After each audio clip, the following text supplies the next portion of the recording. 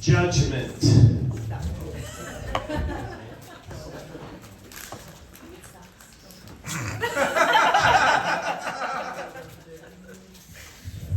We engage in judgment all day, every day. You're judging me right now. I'm judging you right now. It's natural, you know? However, many of us at some point felt that to be a good therapist, we needed to practice non-judgment until RPT challenged that notion for us. Yet, I'm not sure I'm ready to throw out this non-judgment concept altogether. Doesn't feel quite right. Today, I'd like to share my journey towards a solution. Today, I will be making a case for non-condemnation. Amen! Thanks, sir. Drawing a distinction between non-judgment and non-condemnation, aka why Roy is wrong and I'm right. Now, first, let's define some terms, shall we? Niceness. It's a, sort of a more distant reassurance you're offering to someone, and it's a little more polite. Okay. Kindness is actually a synonym for compassion, which means to suffer with. Non-judgment, these are all Kevin's definitions, by the way. This is Kevin's old frame, that it's sort of a nice kindness. So there's legit, deep, rich compassion there, often through a nicest funnel. Okay? Then there's the judgmental stance. This is Kevin's growth edge, tuning into rather than cutting off my own judgments and negative affect that is within me. And then non-condemnation, Kevin's genius new frame. Exploring judgments without ultimately condemning our clients. Okay. And now, my story. The year was 2024. I found myself at Roy's September 27th Core Competency Seminar. Up until this point, especially early on in my RPT education, I was sometimes told I was being too nice. I was even told, "Oh, Kevin, you can be nice or you can be useful." That irked me. Such binary thinking, really. Yet at Roy's Core Competency Seminar on that Halloween day, Roy partially won me with phrasing I could get behind. He said to take a judgmental stance with our clients. And having been seasoned at this point in 2 years worth of RPT education, I said, I get that. I like that. However, during the Q&A, I offered my vocabulary of perhaps we still hold on to non-condemnation as a way to still capture that this is a safe space where we can explore these things together. The result, rejection. I actually thought about leaving the country. That did have more to do with Trump and the upcoming election. Now on to core reasons to believe that Roy is wrong about non-condemnation, aka my judgmental stance.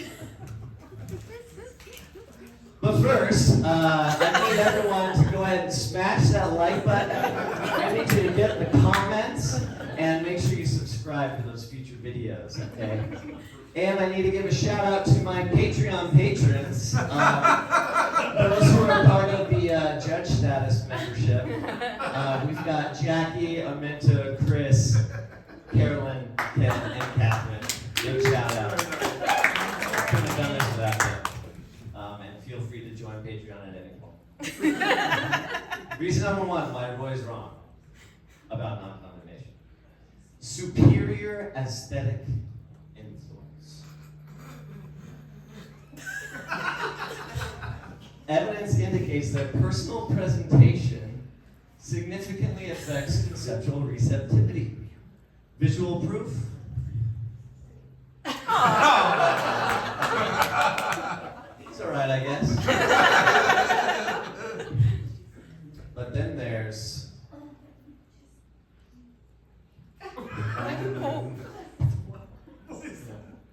smolder. Reason number two, transparent yet safe engagement. My approach openly acknowledges the presence of personal judgments, but clarifies these will not ultimately be held against the client.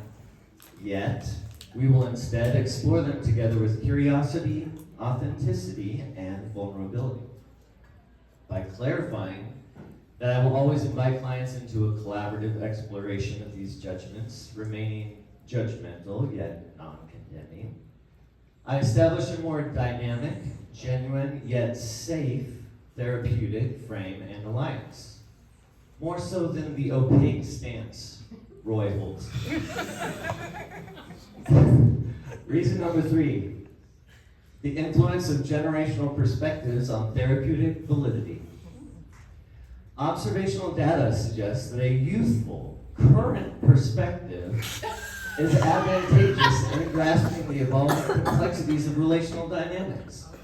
As an example, in recent interactions, I have found it necessary to explain to Roy the nuances of modern technology, specifically the nature of the application OnlyFans, on two separate occasions.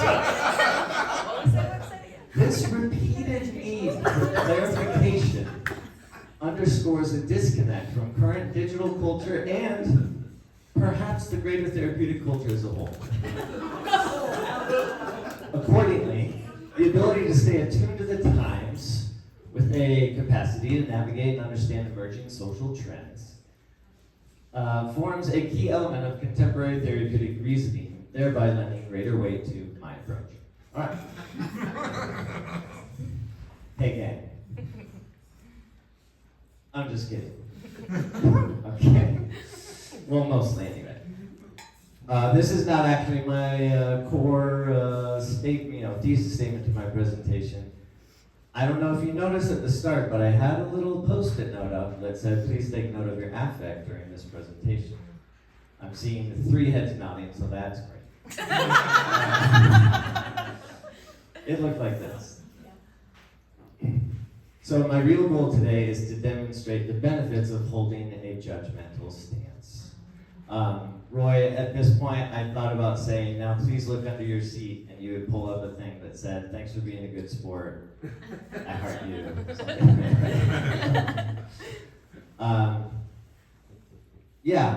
Having a judgmental stance has been a big growth edge for me, and is the beautiful, straining, difficult, not natural work we get to do as a gift to ourselves and to our clients and hopefully everyone in our lives.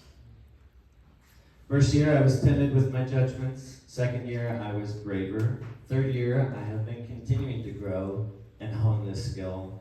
And I plan to keep growing and leaning into this posture ongoingly, and you can too. So, let's talk about the cringe.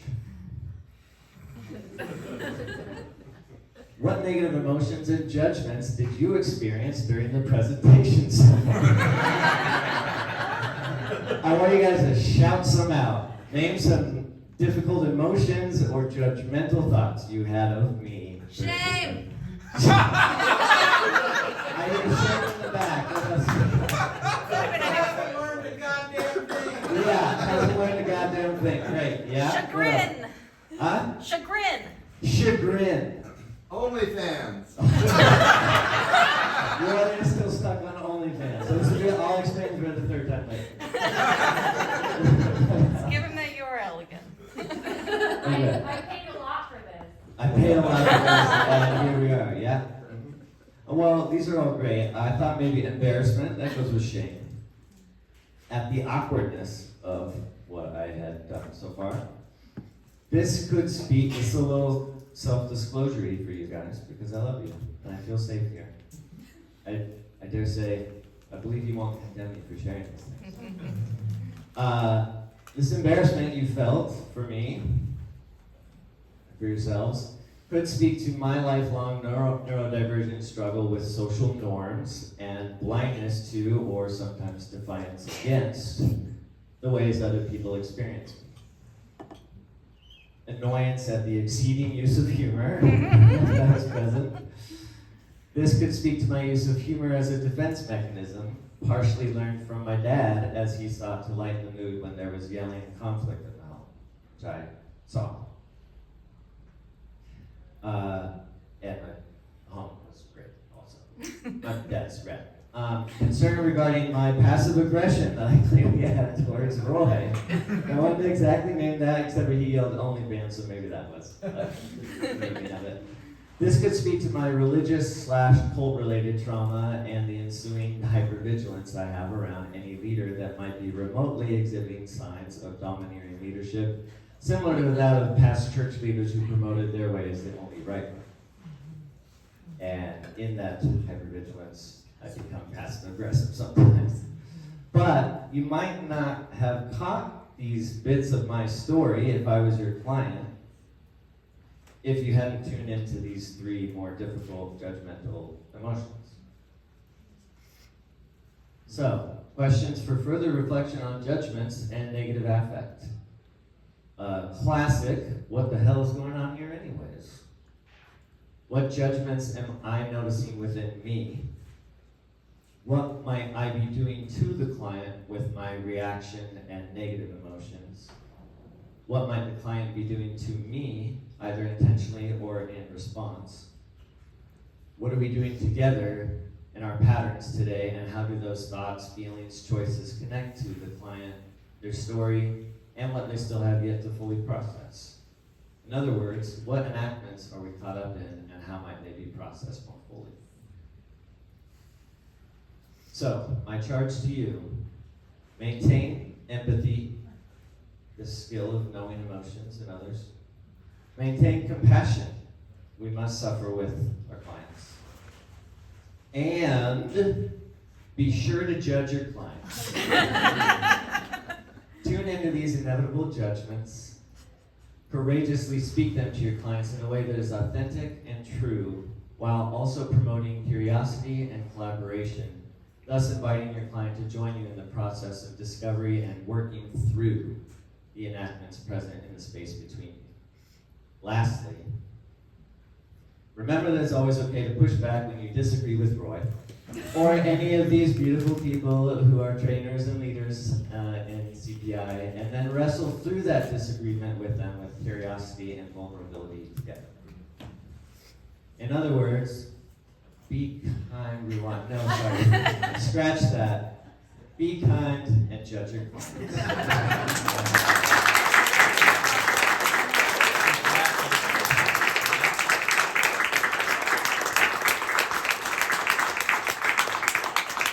May you be blessed to always keep your mind limber, and may you always remain at least a little silly. Yes. Namaste.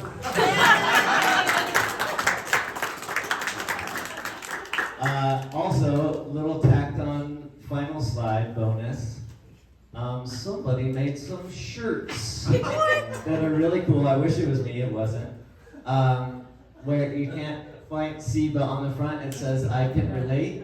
And on the back it says, Relational Psychodynamic Therapy Program, established, whatever year that says.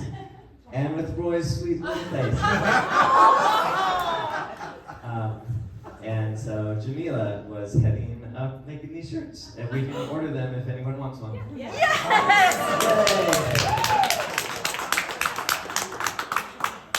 Yay. The end.